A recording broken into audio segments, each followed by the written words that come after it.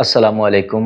সম্মানিত এমপিওভুক্ত school, college, মাদ্রাসা ও কারিগরি শিক্ষা প্রতিষ্ঠানের শিক্ষক এবং কর্মচারীবৃন্দ প্রত্যেককে জানাচ্ছি আন্তরিক অভিনন্দন এবং শুভেচ্ছা। দর্শকবৃন্দ, বদলি, বদলি, বদলি। বদলি নিয়ে আমাদের হা-হুতাশ কাটছেই না যেন। খুব ধীর গতিতে একেবারে লোকাল ট্রেনের মতো বা গরুর গাড়ির মতো এগিয়ে চলেছে বদলির অগ্রগতি। অবশেষে সফটওয়্যার চালু হয়েছে। অর্থাৎ চালু হয়েছে বলতে সফটওয়্যারে তথ্য ইনপুট দেওয়ার জন্য প্রত্যেক প্রতিষ্ঠান প্রধানদের কাছে ইউজার আইডি এবং পাসওয়ার্ড প্রেরণ করা হয়েছে এবং ১০ তারিখের মধ্যে প্রতিষ্ঠান প্রধান কর্তৃক তথ্য ইনপুট দিতে বলা হয়েছে। এই তথ্য ইনপুট অনেকেই দিতে গিয়ে ঝামেলার সম্মুখীন হতে পারে এবং বিভিন্ন যে নিয়মকানুন রয়েছে, বিভিন্ন অপশন রয়েছে, অনেকগুলো কাজ রয়েছে। এটা আমার মনে হয় না সকল প্রতিষ্ঠান সঠিকভাবে একবারে ইনপুট দিতে পারবে। অনেক ঝামেলার সম্মুখীন হতে পারে। তো সেই হিসেবে আমি আ বদলি যে ব্যবস্থাপনা সফটওয়্যারটি রয়েছে সেখান থেকে একটা ম্যানুয়াল ডাউনলোড করেছি এবং আপনাদের উদ্দেশ্যে সেই ম্যানুয়ালটি আপনাদের এই ভিডিওতে আমি দেখাবো। আপনারা যারা তথ্য ইনপুট দেবেন আশা করছি তারা অনেক উপকৃত হবেন।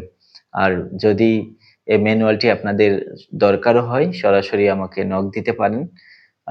কমেন্টে লিখতে পারেন। আমি আপনাদেরকে এই ম্যানুয়ালটি পাঠিয়ে দেব।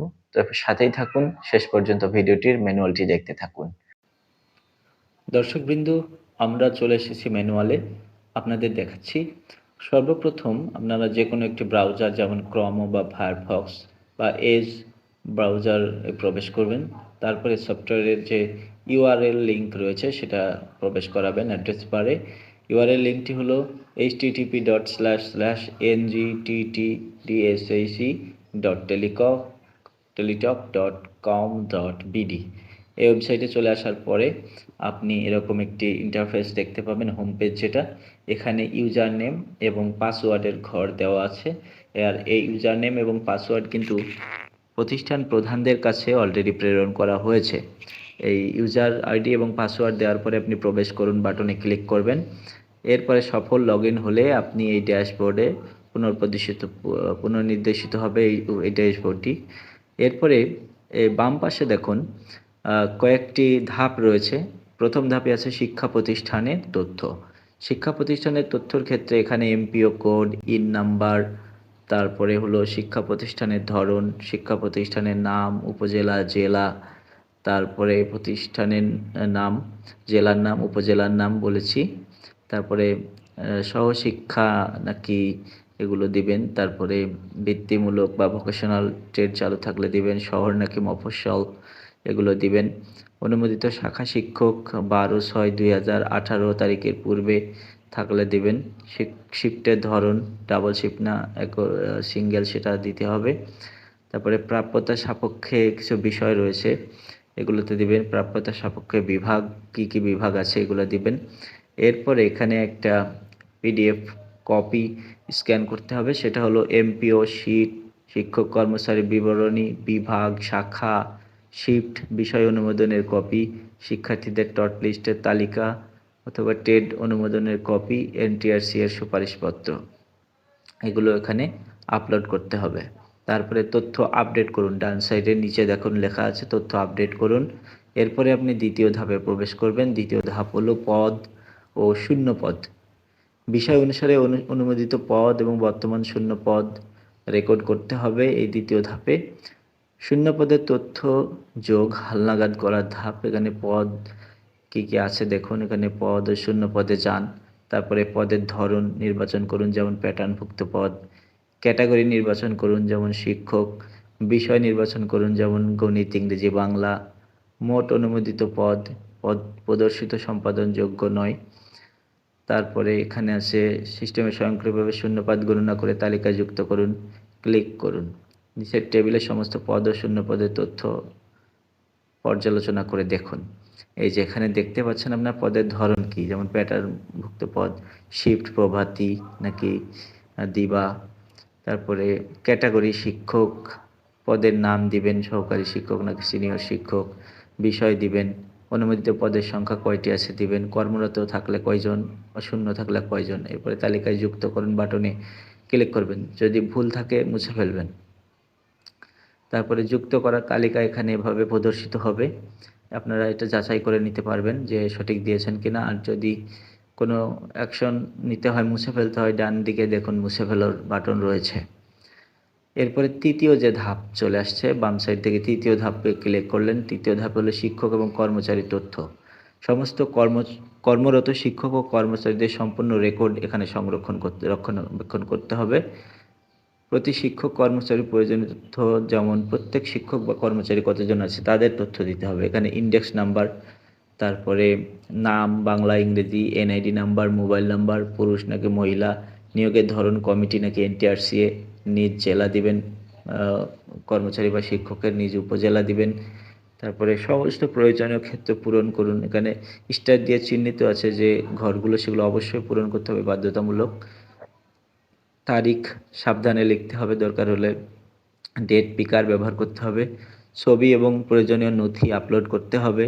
তালিকায় যুক্ত করুন বাটনে সর্বশেষ ক্লিক করতে হবে। তারপরে আপনি নিচের তালিকায় শিক্ষক কর্মচারী প্রদর্শিত হয় কিনা সেটা যাচাই করে দেখবেন। এই যে আপনারা দেখতে পাচ্ছেন এখানে সব কিছু দেখাবে। তালিকায় যুক্তকরণের পরে আপনি যেভাবে দিয়েছেন সেভাবে দিতে পারবেন, দেখতে পারবেন। এরপরে এই ধাপ সম্পূর্ণ হলে আপনি চতুর্থ ধাপে আসতে পারবেন। সেখানে রয়েছে স্বামী স্ত্রীর কর্মস্থল, স্বামী অথবা স্ত্রীর কর্মস্থল। শিক্ষকদের স্বামী বা স্ত্রীর কর্মস্থল নথিভুক্ত করতে হবে। এখানে অনুসন্ধান পদ্ধতি, সরকারি কর্মচারীদের জন্য স্বামী স্ত্রীর কর্মস্থলে যান। তারপরে সরকারি কর্মজীবী কর্মচারী ট্যাব নির্বাচন করুন। তারপরে স্বামী বা স্ত্রীর এনআইডি নম্বর লিখুন, সার্চ করুনে ক্লিক করতে হবে।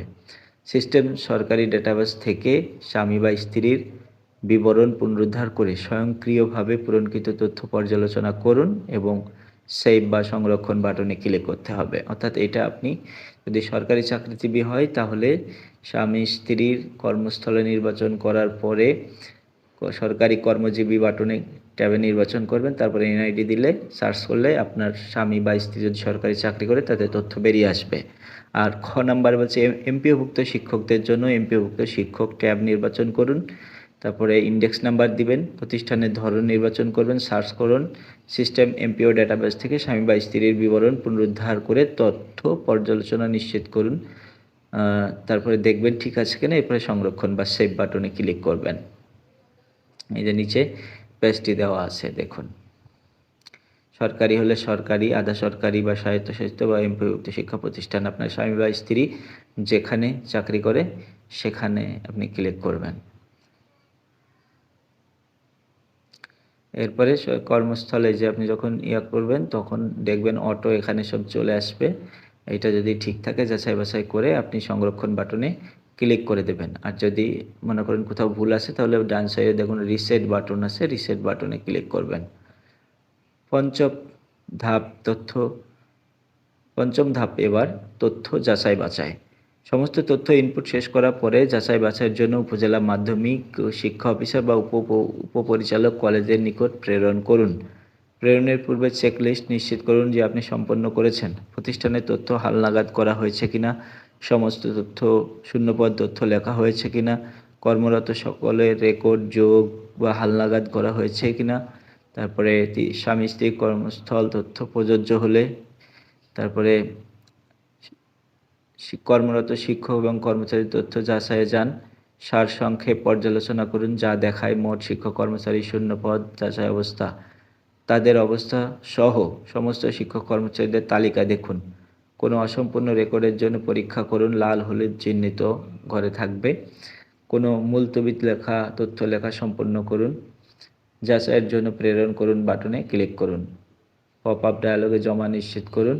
সিস্টেম উপজেলা অফিসে তথ্য পাঠায়।